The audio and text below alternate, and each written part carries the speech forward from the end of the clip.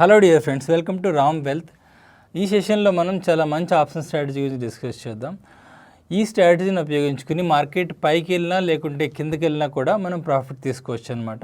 Strategy పేరు వచ్చేసి put ratio back spread. So ఇది one of the best strategy. Market పైకి కానీ కిందకి కానీ మనకి డైరెక్షన్ క్లారిటీ లేదు, ఏదో ఒక డైరెక్షన్ వైపు వెళ్తుంది అనుకున్నప్పుడు ఈ స్ట్రాటజీని మనం ఉపయోగించవచ్చు అనమాట.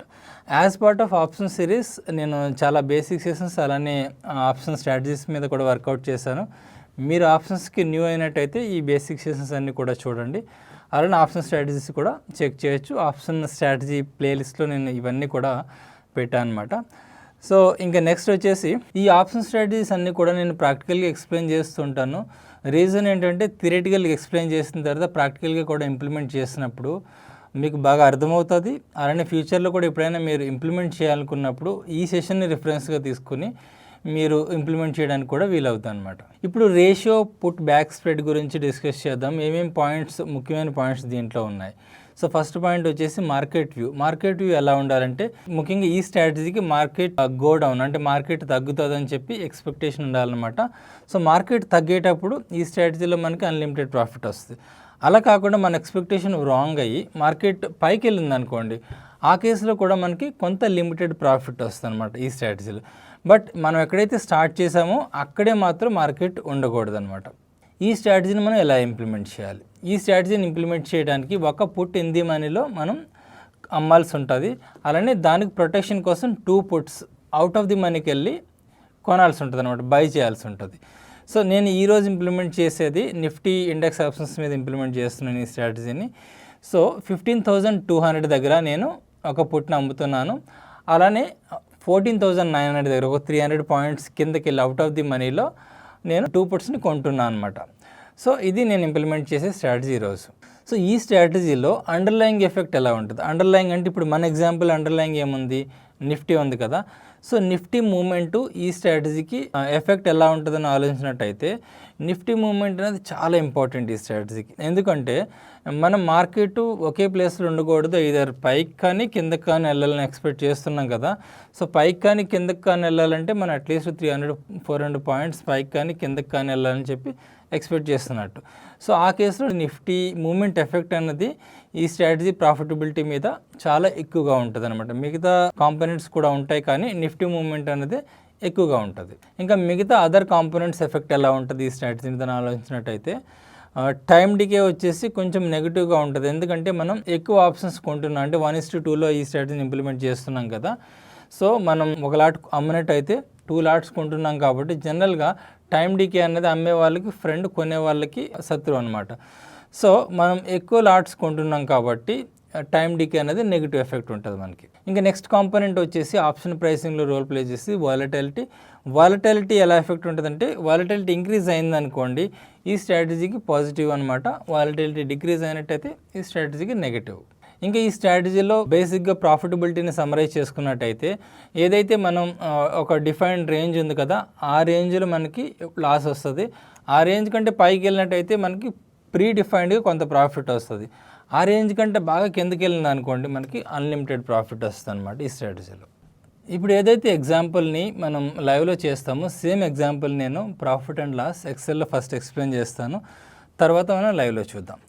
సో ఇక్కడ నేను ఎక్సెల్లో మీకు పుట్ ఆప్షన్ సెల్ గురించి చూపిస్తున్నాను ఫస్ట్ షీట్లో. సో 18th March ఎండెడ్ సిరీస్ది నేను ఈరోజు ట్రేడింగ్ చేస్తున్నాను అనమాట. సో పుట్ ఆప్షన్ సెల్ వచ్చేసి ఆల్రెడీ నేను చెప్పాను కదా 15,200 దగ్గర నేను 191కి అమ్ముతున్నాను అనమాట ఆప్షను. సో ఆప్షన్ అమ్మినప్పుడు, పుట్ ఆప్షన్ అమ్మినప్పుడు మార్కెట్ పైకి వెళ్ళింది అనుకోండి ఏమవుతుంది, అమ్మిందంతా కూడా మనకి ప్రాఫిట్ అయిపోయింది, అంటే 191 పాయింట్స్ మనకి ప్రాఫిట్ అయిపోయింది అనమాట. సో 15,200 దగ్గర కానీ అంతకంటే పైకి కానీ వెళ్ళినట్టయితే అదంతా కూడా మనకి ప్రాఫిట్ అవుతుంది. సో నేను ఇక్కడ 75తో మల్టిప్లై చేసినట్టయితే మనకి దీని నుంచి ప్రాఫిట్ 14,325 వస్తుంది మార్కెట్ పైకి వెళ్ళినట్టయితే. అలా కాకుండా మార్కెట్ కిందకి వెళ్ళింది అనుకోండి పుట్ ఆప్షన్ కొనుక్కున్న వాళ్ళకి ప్రాఫిట్ అవుతుంది, అమ్మిన వాళ్ళకి లాస్ అవుతుంది అనమాట. సో ఆ లాస్ ఎలా ఉంటుందో కూడా ఇక్కడ మనం క్యాలిక్యులేట్ చేసుకుని చూసుకోవచ్చు. సో ఇలా అన్లిమిటెడ్ లాస్ వచ్చే అవకాశం ఉంటుంది అనమాట. సో ఇక్కడ అన్లిమిటెడ్ లాస్ వస్తుంది కాబట్టి మనం పుట్ ఆప్షన్ కూడా బై చేస్తాం ఒక 300 పాయింట్స్ కిందకి వెళ్ళి. సో అది మీరు నెక్స్ట్ స్లైడ్లో చూడొచ్చు. ఇక్కడ నెక్స్ట్ షీట్లో చూసినట్టయితే నేను పుట్ ఆప్షన్ వేశాను. నేను పుట్ ఆప్షన్ అమ్మిన దానికి 2 times కొంటాను అనమాట. కానీ ఇక్కడ నేను 1 time వేసాను, సింగిల్ లాట్ తీసాను.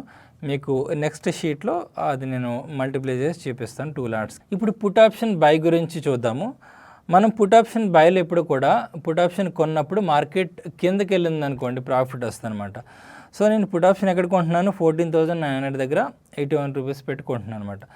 సో మార్కెట్ వచ్చేసి 14,500 దగ్గరికి వెళ్ళింది అనుకుందాం.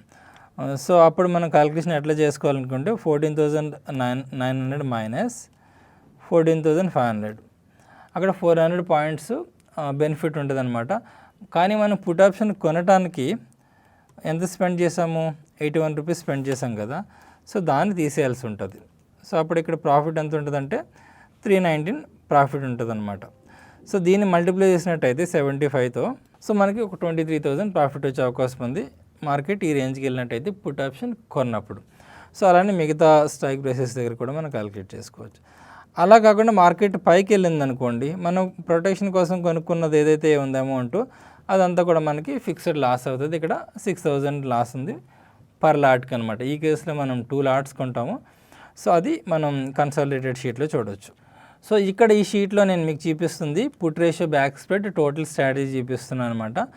సో నేను ఇక్కడ సెకండ్ కాలంలో పుట్ సెల్ చేసిన పాయింట్స్ చేశాను, ప్రాఫిట్ అండ్ లాస్ పాయింట్స్. అలానే థర్డ్ కాలంలో పుట్ బై చేసిన ప్రాఫిట్ అండ్ లాస్ పాయింట్స్ చేశాను. సో ముందుగా వీటిని నేను పుట్టు 2 అంటే ఒకసారి ఒక లాట్ సెల్ చేసినట్టయితే 2 lots బై చేస్తాం కదా. సో దాన్ని నేను మల్టిప్లై చేసుకుంటున్నా 2 lotsకి. సో మల్టిప్లై చేసుకున్నా.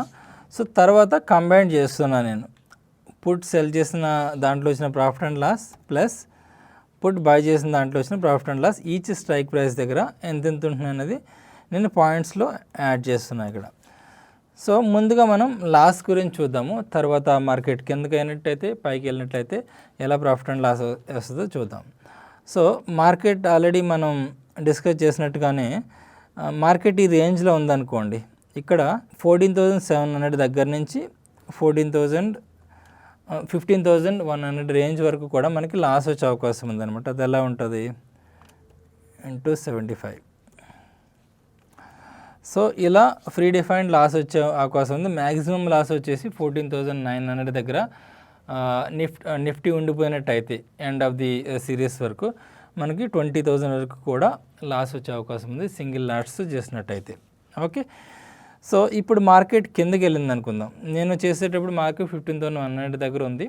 సో దానికంటే ఒక 500-600 పాయింట్స్ కిందకి వెళ్ళింది అనుకుందాం. 14,200 దగ్గర మార్కెట్ వచ్చింది అనుకోండి, 809 అమ్మిన దాంట్లో లాస్ ఉంటుంది మనకి, ఎందుకంటే మార్కెట్ కిందకు వచ్చింది కాబట్టి కొన్న వాళ్ళకి బెనిఫిట్. సో కొన్న దాంట్లో ఎలా బెనిఫిట్ ఉంటుంది మనకి, 619 పాయింట్స్ ఈచ్ లాట్కి బెనిఫిట్ ఉంటుంది. సో 2 lots కాబట్టి 1238 పాయింట్స్ బెనిఫిట్ ఉంటుంది. సో టోటల్గా దీన్ని మనం యాడ్ చేసుకున్నట్టయితే నెట్ పాయింట్స్ వచ్చేసి 429 పాయింట్స్ బెనిఫిట్ ఉంటుంది. సో దీన్ని 75తో మల్టిప్లై చేసుకున్నట్టయితే మనకి ఇక్కడ 32,000 ప్రాఫిట్ ఉంటుంది అనమాట. మార్కెట్ 14,200 దగ్గరికి ఈ సిరీస్ ఎండింగ్ అంటే 18th March ఎండింగ్ కల్లా వచ్చినట్టయితే. ఓకే, సో మిగతా స్ట్రైక్ ప్రైస్ దగ్గర కూడా మనం క్యాలిక్యులేట్ చేసుకోవచ్చు. సో ఇలా మార్కెట్ ఎంత కిందకి వెళ్ళినా కూడా మనకు ప్రాఫిట్ వస్తూనే ఉంటుంది, అది కూడా ప్రాఫిట్ పెరుగుతూ ఉంటుంది. సో మార్కెట్ కిందకి వెళ్ళేటప్పుడు ప్రాఫిట్ ఎక్కడి నుంచి స్టార్ట్ అయిందంటే మనకి 14,600 దగ్గర నుంచి ప్రాఫిట్ స్టార్ట్ అయింది.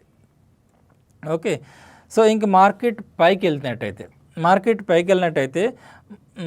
15,200 దగ్గర, నిఫ్టీ 15,200 దగ్గర ఉండిపోయినా కూడా మనకి మినిమం ప్రాఫిట్ వస్తుంది అనమాట. సో ఈ ప్రాఫిట్ ఇంకా పెరగదు. ఎంత ఉంది, అది 2,175 ఉంది. ఇంకా మార్కెట్ ఎంత పైకి వెళ్ళినా కూడా ఈ మినిమం ప్రాఫిట్ మనకు వస్తుంది అనమాట. ఓకే, ఇంకా బ్రేక్ ఈవెన్ పాయింట్స్ చూసుకున్నట్టయితే అప్పర్ సైడ్ వచ్చేసి 15,171 దగ్గర ఉంది, అనే డౌన్ సైడ్ వచ్చేసి 14,629 దగ్గర బ్రేక్ ఈవెన్ పాయింట్స్ ఉన్నాయి. సో ఇది ప్రాఫిటబిలిటీ ఈ పుట్ రేషియో బ్యాక్ స్ప్రెడ్కి ఇలా ఉంటుందన్నమాట. ఓకే, ఆ రేంజ్లో ఉన్నట్టయితే మాత్రం మనకి లాసే వస్తుంది. ఏదర్ మార్కెట్ పైకి వెళ్తే మనకి ప్రీ డిఫైన్డ్ ఇక్కడ చెప్పినట్టుగా ఒక 2,000 ప్రాఫిట్ వస్తుంది. అలా కాకుండా మార్కెట్ కిందకి వెళ్ళినట్టయితే మనం ఎక్స్పెక్ట్ చేసినట్టు హ్యూజ్ ప్రాఫిట్స్ వచ్చే అవకాశం ఉంటుంది అనమాట. సో ఇప్పుడు ఇదే ఎగ్జాంపుల్ని మనం ప్రాక్టికల్గా కూడా చేసి చూద్దాం. మనకి ప్రాఫిట్ వస్తే లాస్ వస్తే చెక్ చేసి చూద్దాం. మనం డిస్కస్ చేసినట్టుగానే నేను రేషియో పుట్ బ్యాక్ స్ప్రెడ్ స్ట్రాటజీని నిఫ్టీ ఆప్షన్స్ యూజ్ చేసి ఇంప్లిమెంట్ చేస్తున్నాను. సో మనం సెల్ చేయడానికి 15,200 18th మార్చ్ పుట్ ఆప్షన్ నేను యాడ్ చేసుకుంటున్నాను.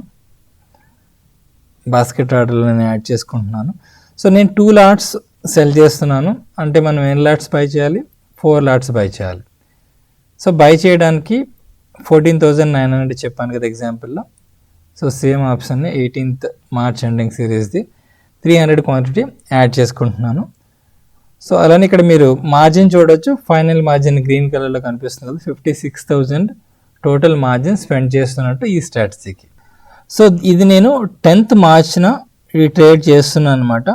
10th మార్చ్ అరౌండ్ 1:30కి నేను ఈ ట్రేడ్ చేస్తున్నాను. సో మీరు ఇక్కడ అబ్జర్వ్ చేయొచ్చు, ప్రైసెస్ దగ్గరగా 195 దగ్గర ఏమో సెల్ ప్రైస్ ఉంది, 83 దగ్గర ఏమో బై ప్రైస్ ఉంది.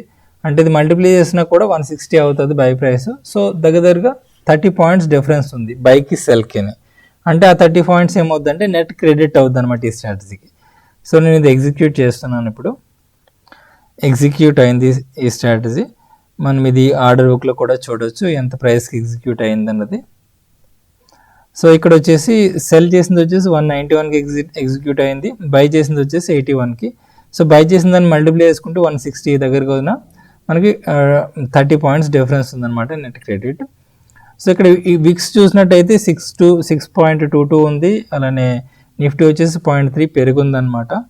సో ఇప్పుడు టైం వచ్చేసి 3 o'clock అయింది 10th రోజున.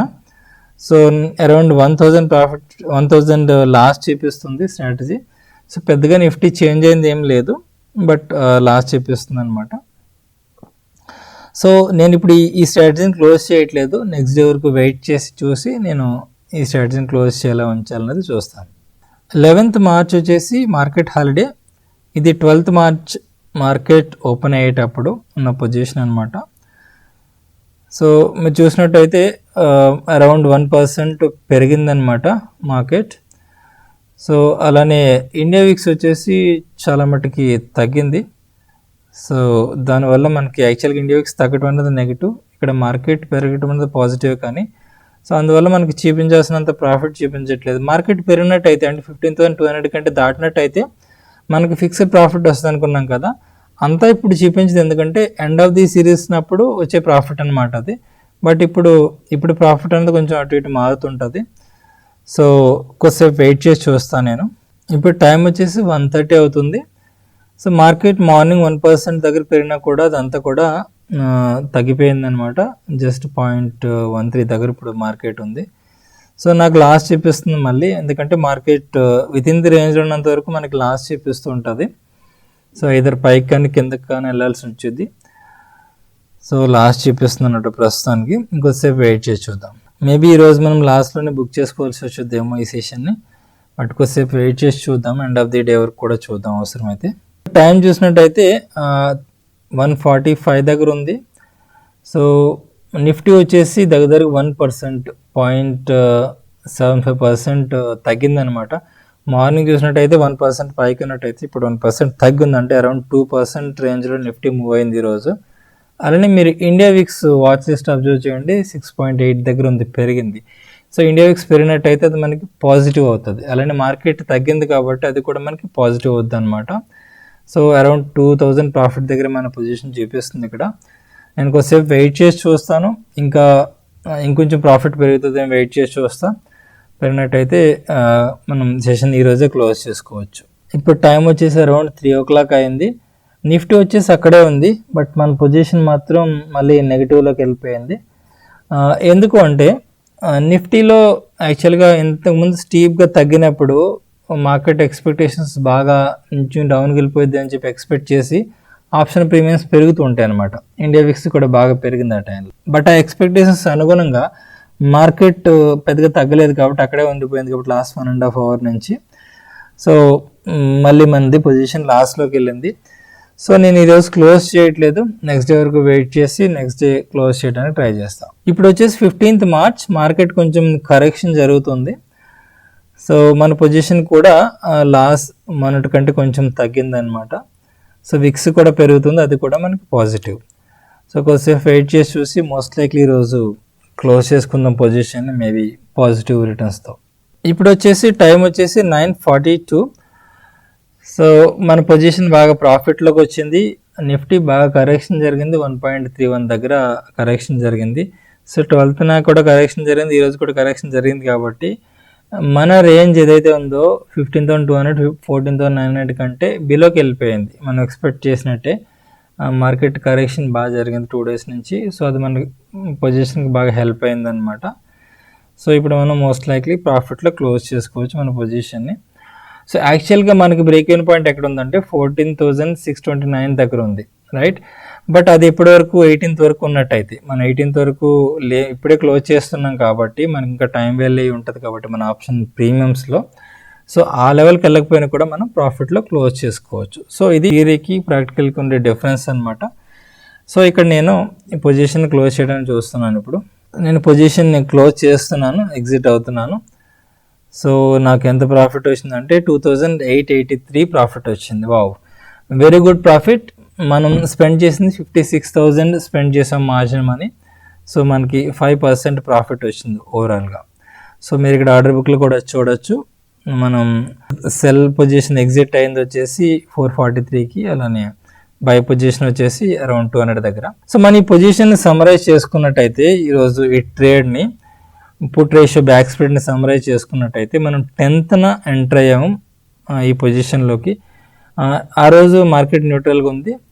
12th వచ్చేసి ఎండ్ ఆఫ్ ది డే కల్లా మార్కెట్ బాగా తగ్గింది, అలానే 15th కూడా మార్కెట్ తగ్గింది. సో ఓవరాల్గా 12th, 15th మార్కెట్ ఏదైతే కరెక్షన్ జరిగిందో ఆ రెండు కూడా మనకి పొజిషన్ ప్రాఫిట్లోకి రావడానికి హెల్ప్ అయినాయి. అలానే ఇండియా విక్స్ కూడా 2 days కూడా ఎండ్ ఆఫ్ ది డే కల్లా బాగా పెరిగింది. సో ఇండియా విక్స్ పెరగటం అన్నది మనకి ఓవరాల్గా మనకి బై పొజిషన్లు ఎక్కువ ఉన్నాం కాబట్టి అది మనకి హెల్ప్ అవుతుంది అనమాట, పాజిటివ్గా హెల్ప్ అవుతుంది. సో ఓవరాల్గా మనకి నిఫ్టీ చేంజ్ అలానే ఇండియా విక్స్ పెరగటం అనేది రెండు కూడా మన ప్రాఫిట్ పొజిషన్కి హెల్ప్ అయినాయి అనమాట. సో ఇది friends put ratio back spread గురించి. హోప్ మీకు చాలా మంచి క్లారిటీ ఇచ్చాయనుకుంటా ఈ లైవ్ సెషన్ ద్వారా. సో ఇలా లైవ్ సెషన్స్ రికార్డ్ చేయడానికి మేము చాలా ఎఫర్ట్స్ పెడుతూ ఉంటాం. సో మీరు కూడా నన్ను ఎంకరేజ్ చేయాలంటే మీకు ఇంకా డిమాట్ అకౌంట్ అయినట్టయితే నేను ఈ వీడియో డిస్క్రిప్షన్లో జీరోదా, ఏంజిల్ బ్రోకింగ్ అలానే అప్స్టాక్ అకౌంట్ ఓపెనింగ్ లింక్స్ ఇచ్చాను. అవి యూజ్ చేసుకుని మీ డిమాట్ అకౌంట్ ఓపెన్ చేసుకోవడం ద్వారా మీరు కూడా నన్ను ఎంకరేజ్ చేయొచ్చు. Thank you so much friends. మళ్ళీ నెక్స్ట్ సెషన్లో కలుద్దాం.